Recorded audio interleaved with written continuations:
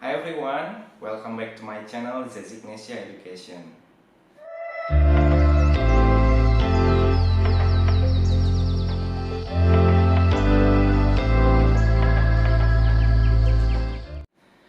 Oke, di video kali ini saya akan berbagi pengalaman tentang pengalaman membeli rumah di Bekasi.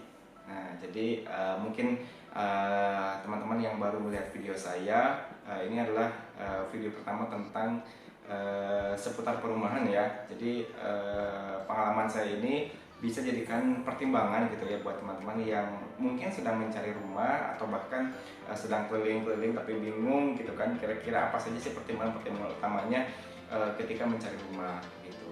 Nah, sebagai informasi dulu bahwa saya bekerja di Rawamangun ya, di Jakarta Timur. Jadi artinya itu adalah titik poin saya untuk mencari rumah gitu. Jadi apa ya, jarak antara dari rumah ke tempat kerja itu adalah untuk menjadi patokan utama. Lalu istri saya juga sama, di Rawamangun juga gitu kan, di tempat yang sama. Jadi alhamdulillahnya kami di satu tempat gitu ya, untuk dari rumah ke tempat tujuan bekerjanya seperti itu. Jadi itu adalah menjadi patokan utama. Nah, ketika kita mencari rumah gitu ya, jangan terburu-buru. Nah, itu yang pertama ya, jangan terburu-buru, artinya jangan langsung, wah ini bagus nih kayaknya, lihat-lihat di Instagram bagus nih, tapi ternyata setelah kita survei itu ternyata tidak sesuai. Nah, jangan sampai seperti itu. Lalu misalnya jangan ketika kita membeli rumah itu harus benar-benar dipastikan dulu beberapa hal gitu kan, sehingga kita nanti ketika menempati rumah tersebut itu benar-benar merasa nyaman. Nah, mungkin di sini step yang pertama adalah kita coba mencari survei secara online terlebih dahulu. Jadi teman-teman kan mungkin sekarang banyak ya survei-survei secara online itu melalui beberapa website ya. Kalau saya dulu di Rumah 123, kemudian di OLX juga, kemudian di Instagram juga gitu ya. Nah, jadi langkah yang pertama itu adalah kita survei dulu secara online. Cuman teman-teman perlu diperhatikan bahwa ketika kita mendapatkan mencari rumah secara online itu kadang mereka tuh nggak sesuai gitu ya. Dia bilangnya di daerah Bekasi Barat tapi ternyata di Bekasi mana gitu ya, atau bahkan di Depok mana gitu ya. Nah, itu benar-benar kadang yang informasi yang ada di website itu, di marketplace itu kadang tidak sesuai. Jadi benar-benar harus dikontak secara langsung gitu.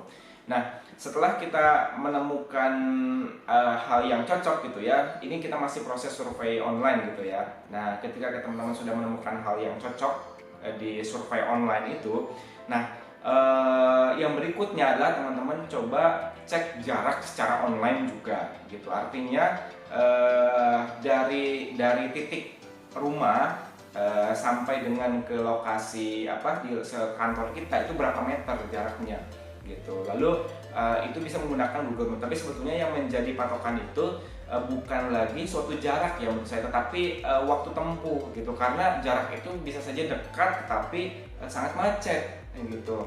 Nah, dan kalau misalnya macet kan waktu tempuhnya lebih lama. Jadi menurut saya yang menjadi patokan itu adalah waktu tempuh. Nah, teman-teman mengecek menggunakan Google Map-nya itu pastikan itu hari Senin pagi atau misalnya pagi, lalu hari Jumat sore itu benar-benar titik-titik macet Jakarta gitu ya.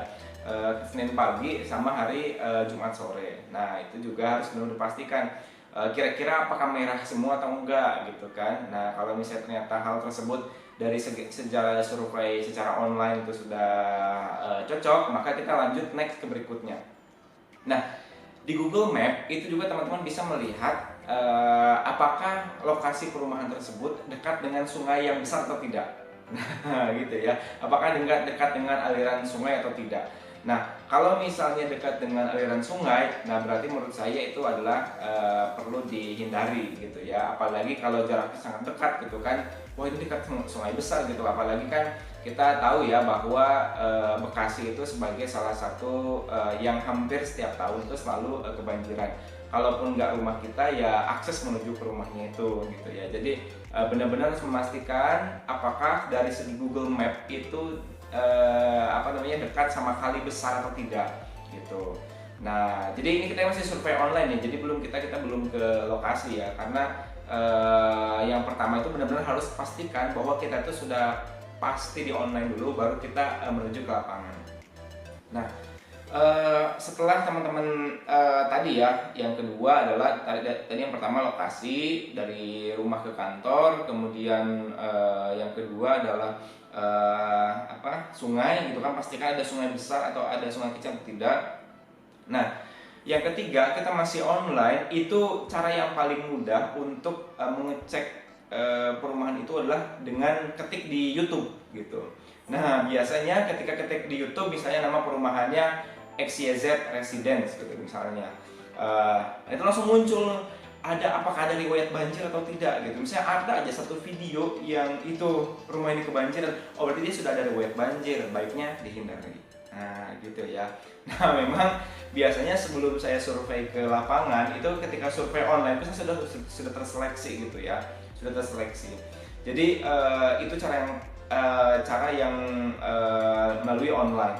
Nah kadang di YouTube juga, karena kan orang nggak ngupload di YouTube ya, supaya kita benar-benar mencari lebih spesifik, kita berikutnya adalah supaya lebih detail lagi adalah di Google Review. Nah, setelah dari YouTube, kalau di YouTube ternyata bersih, nggak ada tempat banjir, maka berikutnya adalah ke Google Review. Nah, teman-teman coba cek di Google Review gitu kan, perumahan ini, nama perumahannya tadi misalnya XYZ Residence, kemudian dicek di Google. Lalu misalnya kan kalau di review itu suka ada ya, bukan hanya kata-kata tetapi juga ada foto, ada video. Nah, kalau misalnya foto sama video itu kan benar-benar memudahkan. Nah, coba cek di Google Review. Nah, kalau misalnya di Google Review ada aja gitu kan riwayat yang mana itu pernah banjir atau pernah masuk ke dalam rumah. Kalau saya indikatornya masuk ke dalam rumah lah gitu kan.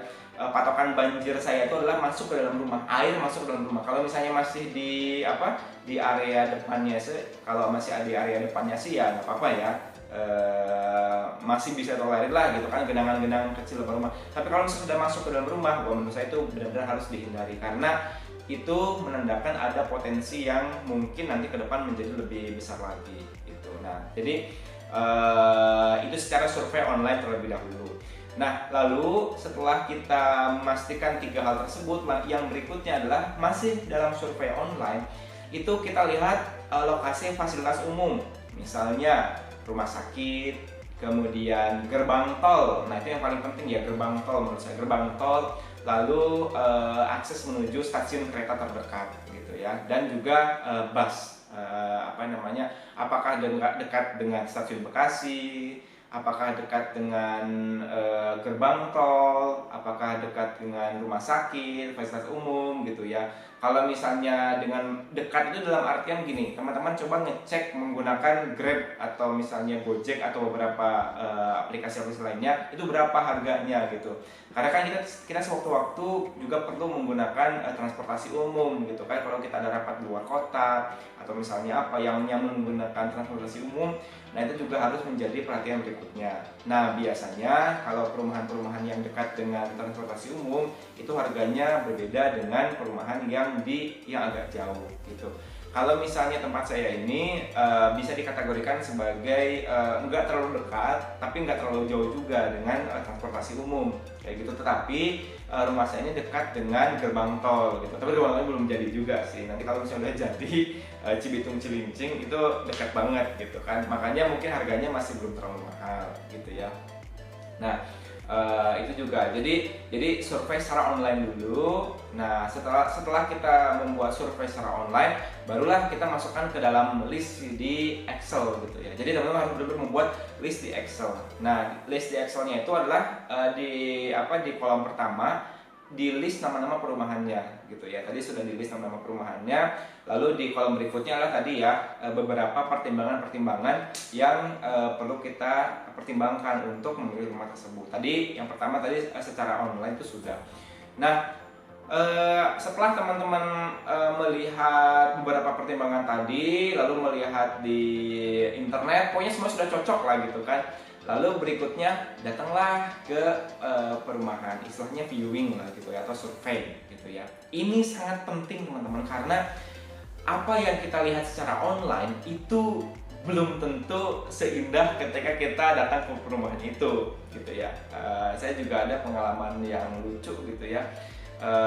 Wah, secara online saya udah benar-benar cocok banget gitu kan, sama istri saya juga sudah cocok untuk memilih. Tetapi ketika nyampe ke perumahan itu kita zonk gitu kan. Zonk itu dalam artian ketika saya datang ke perumahan, jaraknya sih oke, jauh dengan sungai, kemudian dekat dengan fasilitas umum. Tetapi ketika nyampe situ, di perumahan itu, ketika saya ngobrol-ngobrol dengan marketingnya, ternyata tidak ada masjid gitu ya. Jadi ya bukan berarti saya mencari perumahan yang syariah gitu, atau perumahan yang khusus komunitas muslim, tetapi minimalnya ada masjid di dalam perumahan itu. Itu keinginan saya dan istri ya, karena kami melihat bahwa anak gitu kan, untuk belajar ngaji, untuk belajar supaya beribadah gitu kan, tidak di rumah aja, tapi perlu yang namanya masjid, tempat ibadah, atau minimal ketika kita Jumatan gitu kan. Itu kalau misalnya jauh dari perumahan ya nanti kita susah juga untuk ininya. Nah, di tempat perumahan yang pertama yang ingin saya survei itu benar-benar tidak ada masjidnya gitu ya. Jadi tidak ada masjidnya, itu saya benar-benar kebingungan gitu ya, kebingungan ketika mencari, menentukan apakah itu cocok atau tidak. Nah, lalu yang berikutnya ketika saya datang ke perumahan tersebut, yang bikin saya nggak cocok, nggak jadi adalah proses pembangunannya itu sangat lama gitu. Memang sebetulnya kalau developer besar itu wajar gitu ya. Ada juga yang lama. Lama itu dalam artian paling cepat 1,5 tahun, paling lamanya 2 tahun. Tapi kita harus uang sudah masuk gitu ya. Kita harus uang sudah masuk kayak gitu. Jadi itu yang membuat saya akhirnya tidak jadi di perumahan yang pertama tersebut gitu. Jadi fasilitas-fasilitas yang ada di perumahan, kemudian yang berikutnya tadi ya, terutama yang masjid lah. Kalau saya yang menjadi pertimbangan utama saya masjid gitu ya. Kalau lalu dia bilang katanya ada masjid, tetapi itu pun nanti patungan warga. Jadi developer tuh menyediakan lahannya gitu kan, lalu nanti warga yang menentukan. Lah, saya kan nggak tahu ya, nggak pasti. Ya siapa tahu yang membeli perumahan di situ adalah lebih banyak agama tertentu atau non muslim gitu kan, saya nggak tahu gitu kan. Nah, makanya takutnya nanti warga nggak setuju atau misalnya apa gitu kan. Nah, itu juga menjadi pertimbangan berikutnya. Jadi sekali lagi, bukan berarti saya mencari perumahan syariah atau perumahan yang khusus komunitas muslim, tidak, tetapi minimalnya ada masjid gitu ya di dalam perumahan tersebut. Nah, lalu yang berikutnya setelah kita melihat survei tadi ya, pembayarannya gitu kan, lalu pembangunannya sangat lama, 1,5 tahun. Untuk info saja, kalau di perumahan yang tempat saya sekarang ini itu sangat cepat ya. Developernya sih marketingnya bilang 4 bulan jadi, tetapi ternyata 6 bulan jadinya gitu kan. Tapi ya menurut saya 6 bulan itu adalah waktu yang sangat cepat lah, kita nggak kerasa gitu kan untuk menunggu 6 bulan langsung jadi udah bisa langsung tempatin gitu. Jadi itu benar-benar sangat cepat. Nah, lalu yang berikutnya, setelah kita setelah kita coba cari-cari kemana-kemana, keliling. Oh iya, teman-teman, ketika keliling itu wajib berdua gitu, kecuali kalau teman-teman belum menikah atau misalnya kalau sudah punya calon, wajib ajak berdua, karena biasanya feeling perempuan tuh berbeda ya, apakah suasana nyaman atau tidak. Karena kan istri kita tuh yang mungkin lebih sering tinggal di rumah gitu ya dibandingkan dengan kita, karena kalau kita kan hampir tiap hari bekerja ya, berangkat pagi pulang sore gitu kan, sedangkan yang akan tinggal di rumah lebih sering itu kan istri sama anak-anak kita nantinya. Jadi pastikan ketika survei jangan sendiri, jadi harus berdua, jadi supaya istri itu dia yang melihat langsung ini nyaman atau tidak gitu kan, buat anak-anak itu nyaman atau tidak gitu ya. Jadi ketika survei ya mau nggak mau harus dan wajib berdua, kecuali kalau teman-teman masih single, belum nikah, belum punya pacar gitu kan, nah itu silahkan teman-teman boleh sendiri. Nah, langkah berikutnya ketika teman-teman setelah survei gitu kan menemukan keliling sana keliling sini. Oh ya, saya lupa banget tadi di awal budgeting atau harga. Jadi teman-teman harus membatasi juga. Nah, ketika berbicara tentang harga ini, kalau saya membatasi rumah itu maksimal harganya itu di bawah 500 gitu ya. Pokoknya kalau misalnya udah 600 ke sana saya sudah tidak sanggup gitu. Jadi di perumahan saya ini dulu range-nya itu sekitar berapa ya? 500-an gitu ya. Sekitar 500-an, tetapi ada juga yang di bawah 500 gitu. Nah, itu juga tergantung ukuran-ukurannya.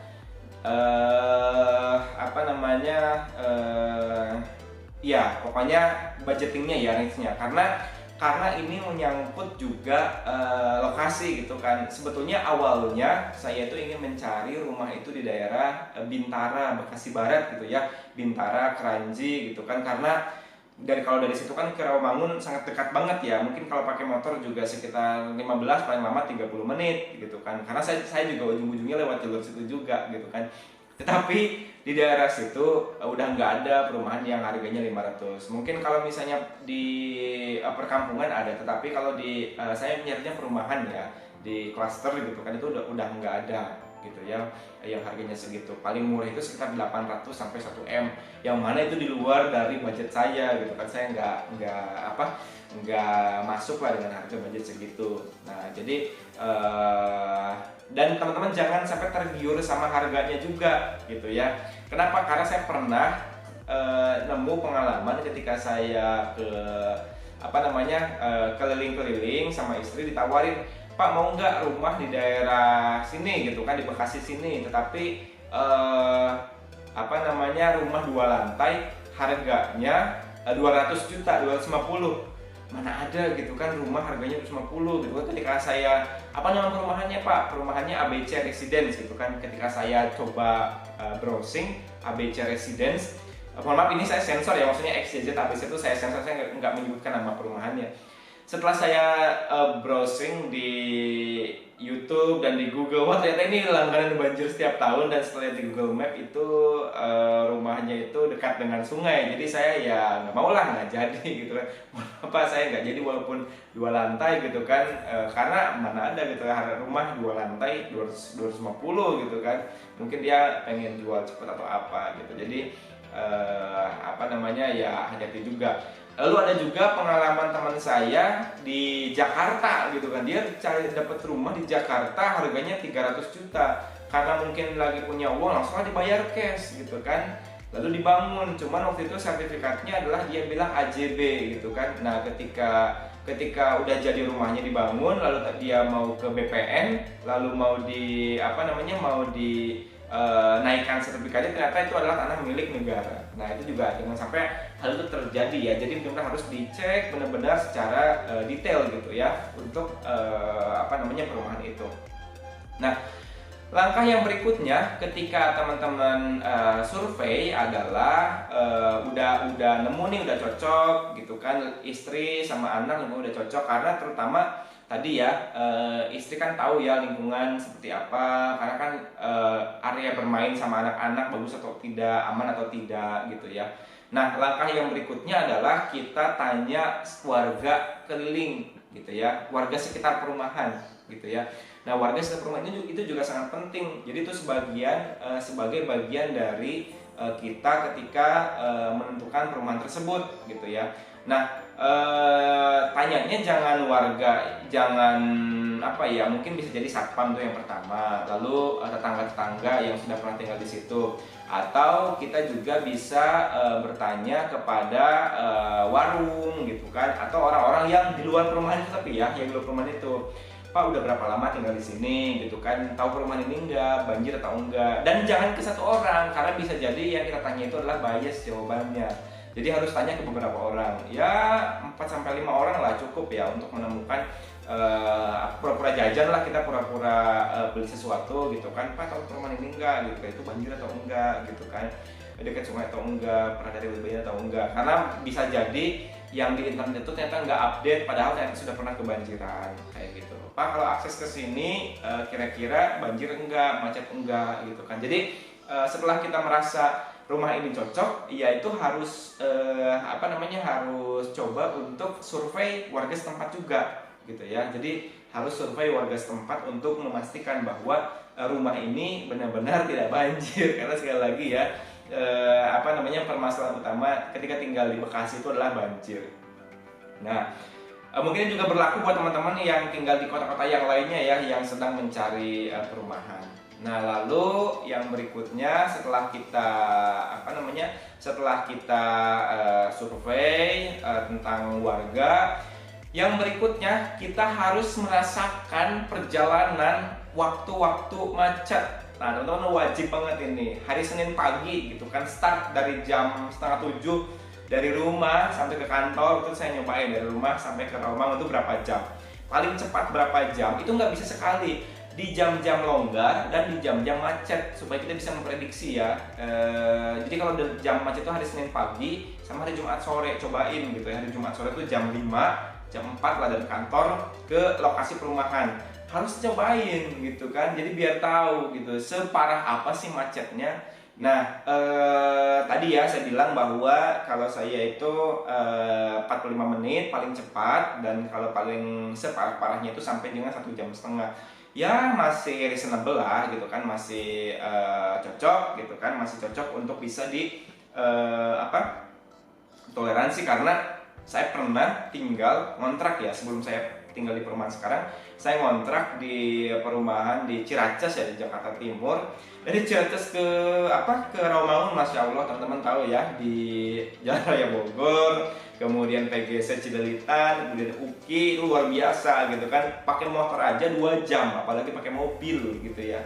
Jadi itu juga benar-benar menjadi pertimbangan teman-teman gitu kan, ketika mencari rumah. Makanya berkaca dari pengalaman tersebut, karena saya pernah tinggal di area yang sangat macet gitu kan, Ciracas, dari Ciracas ke Rawamangun, Jalan Raya Bogor, PGC Cililitan. Nah, itu saya benar-benar memastikan bahwa saya harus berusaha lebih selektif lagi ketika memilih perumahan.